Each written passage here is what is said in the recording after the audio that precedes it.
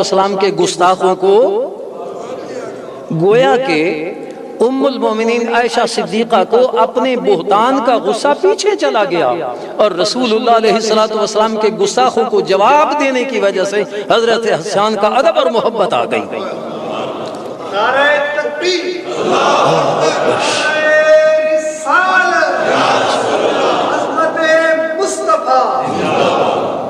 اور جو رسول اللہ علیہ السلام کے گستاخوں کو جواب دیتا ہو نا سختی سے، وہ جھگڑالو اور لڑاکا نہیں ہوتا، بلکہ وہ فاروق اعظم ہوتا ہے رضی اللہ تعالی عنہ۔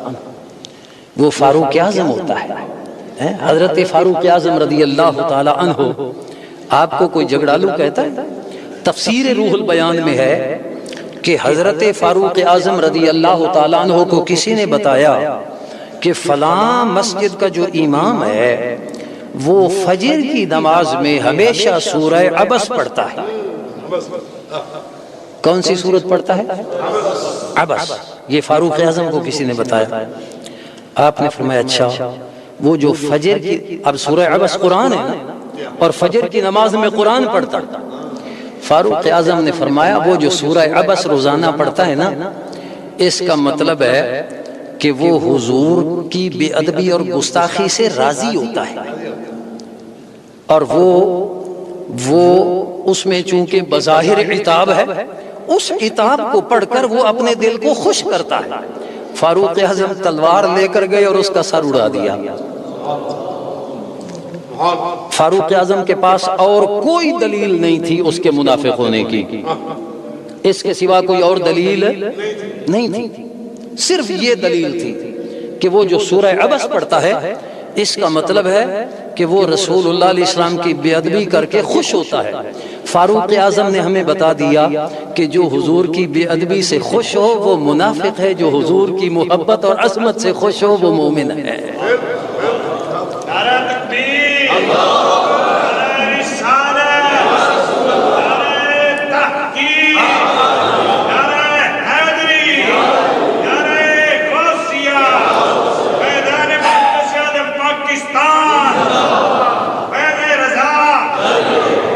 یہی فاروق اعظم ہے رضی اللہ تعالیٰ عنہ کہ جن کے پاس جھگڑا کرنے والے دو آدمی آ گئے، ایک مومن ہونے کا دعوے دار تھا، ایک یہودی تھا، اور حضور کا فیصلہ یہ نام نہاد مومن نے نہیں مانا۔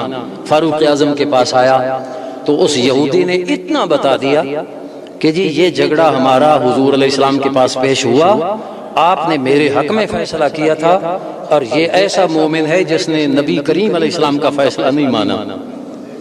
فاروق اعظم نے صرف اتنا پوچھا اس نام نہاد مومن سے کہ ایسے ہی ہے؟ اس نے کہا جی ہاں ہے تو ایسے۔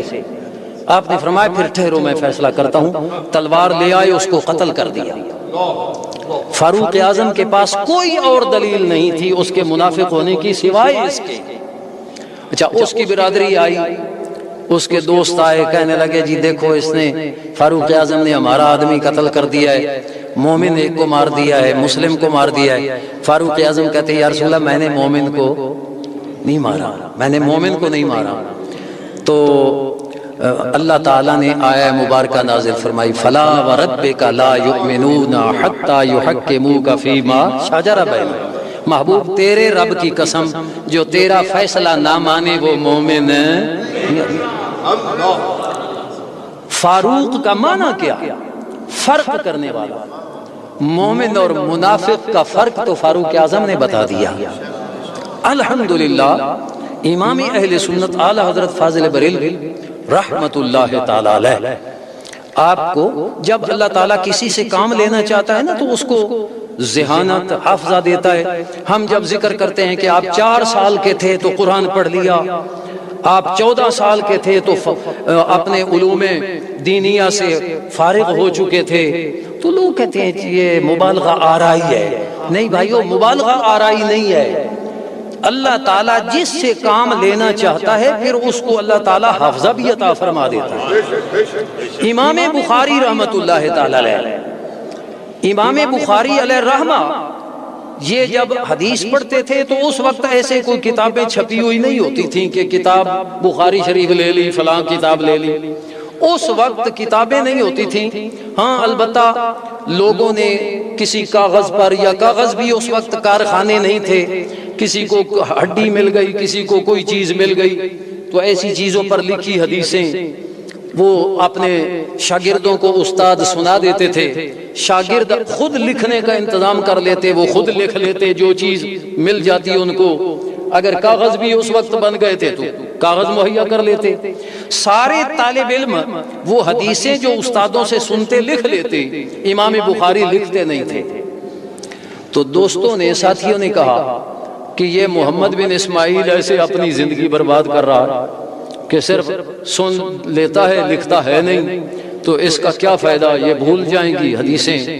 تو جب ساتھیوں کا تانا امام بخاری نے سنا، فرمایا لاؤ نا جو تم نے لکھا ہے ذرا سامنے رکھو۔ وہ انہوں نے لکھا ہوا سامنے رکھا، امام بخاری نے جو انہوں نے پڑھا لکھا تھا وہ سارا سنا دیا انہوں۔ تو یہ ذہن اور حافظہ کس نے دیا؟ اب یہ کوئی مان سکتا ہے ایسے؟ امام بخاری علیہ رحمہ بغداد میں آئے، محدثین امتحان لینے کے لیے آ گئے، 100 محدث، ایک ایک حدیث انہوں نے ذمہ لا لی، متن اور سند، اور وہ ایک سناتا ہے، دوسرا سناتا ہے، تیسرا سناتا ہے، 100 نے سنا دی، امام بخاری سنتے رہے۔ اب ایک کی بات سنیں، جب دوسرے کی سنیں تو پہلے کی بھول جاتی ہے، جب تیسرے کی سنیں تو دوسرے کی بھول جاتی ہے۔ اب 100 آدمیوں کی حدیثیں امام بخاری نے سنی، اور آخر میں فرماتے ہیں کہ تو نے یہ حدیث پڑھی تھی، متن یہ اور سند یہ، اس متن کی یہ سند ہے اور اس سند کا یہ متن ہے۔ دوسرے کو، تیسرے کو، 100 کے 100 کو بتا دیا کہ تمہاری حدیث کا متن یہ ہے اور اس کی سند یہ حافظہ کس نے دیا امام بخاری کو؟ اللہ تعالیٰ نے دیا۔ وہ اللہ تعالیٰ جس نے امام بخاری علیہ رحمہ کو یہ حافظہ دیا، امام اہل سنت سے بھی تو کام لینا تھا نا۔ اور الحمدللہ جس طرح وہ علوم کا خزانہ تھے، اللہ تعالیٰ نے علوم سے بھی زیادہ محبوب کی عشق و محبت عطا فرما دی۔ کیسی پیاری محبت اللہ نے عطا فرمائی۔ جب حج سے واپس آتے ہیں نا تو ہار ڈالے گئے پھولوں کے، تو فرماتے ہیں پھول کیا دیکھوں میری آنکھوں میں، دشت طیبہ کے خار پھرتے ہیں۔ دشت طیبہ کے، دشت جنگل کو کہتے ہیں، اور یہ دیکھیے پھول میں تو خوشبو ہوتی ہے نا،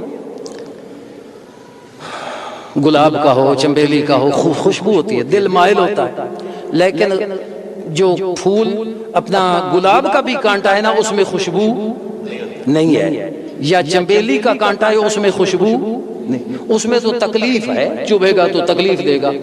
لیکن امام اہل سنت کتنے عاشق تھے، ان کے نزدیک طیبہ کے جنگل کے کانٹے ان پھولوں سے زیادہ قیمتی تھے، اور وہ کانٹے نگاہوں میں تھے، ان پھولوں کی طرف دیکھنے کو جی نہیں چاہ رہا تھا۔ تو جو طیبہ کے دشت کے کانٹوں سے اتنی محبت کر رہے تھے، مدینہ والے سے کتنی محبت ہوگی، کتنا عشق ہوگا ان کو رسول اللہ علیہ السلام۔ میں ایک عرض کر کے، شاید وقت بھی میرا کافی ہو گیا، ہمارے کچھ جو علماء ہیں نا، جب یہ دیابنا وہابیہ کا نام لیتے ہیں تو مولوی مولوی کہتے ہیں۔ یہ بھائی لفظ مولوی کا معنی ہے اللہ والا، لفظ مولوی کا معنی کیا ہے؟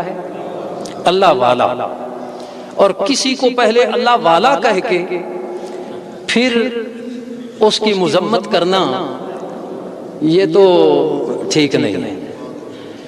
نجدی وہابی وہ عالم تو ہو سکتے ہیں لیکن مولوی نہیں ہو سکتے۔ مولوی تو ہر مولوی وہ ہے جو رسول اللہ کا غلام ہے، وہ عالم ہو یا نہ ہو۔ یہ ہمارے عوام بھائی بھی وہ جی مولوی ایسے مولوی ایسے، لفظ مولوی کا معنی تو سمجھو کیا ہے؟ مولوی کا معنی ہے مولا والا، اللہ والا۔ جس کو اللہ والا کہہ دیا اس کو برا مت کہہ، اور جو برا ہے وہ اللہ والا نہیں ہے، وہ شیطان والا ہے۔ اولئک حزب